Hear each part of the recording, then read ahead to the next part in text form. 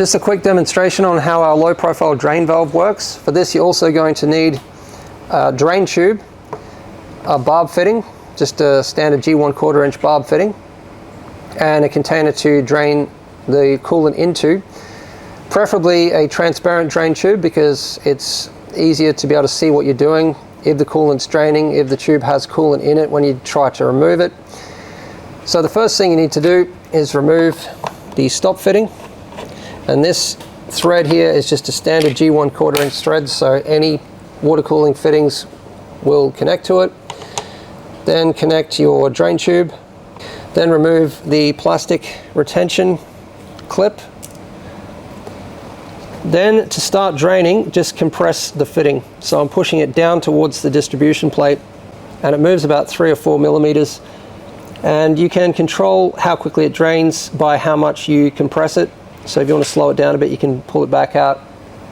But this fitting is designed to drain slowly because we want draining the loop should be controlled. You don't want it coming out too quickly, spilling outside of the container, so it will drain quite slowly.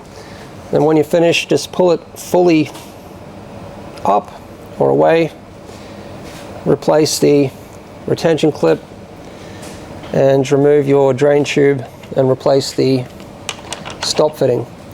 So the drain port should be at the lowest point in your build, ideally, but it can just be, you know, the lowest place that you can put it, logically put it.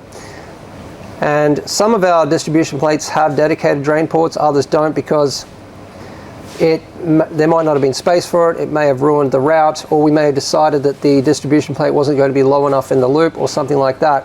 So if you don't have a dedicated drain port, that's fine, you can just use a T-fitting, and that can be installed somewhere as low as you can get it, out of sight, you know, down behind a radiator, behind a vertically mounted GPU, something like that.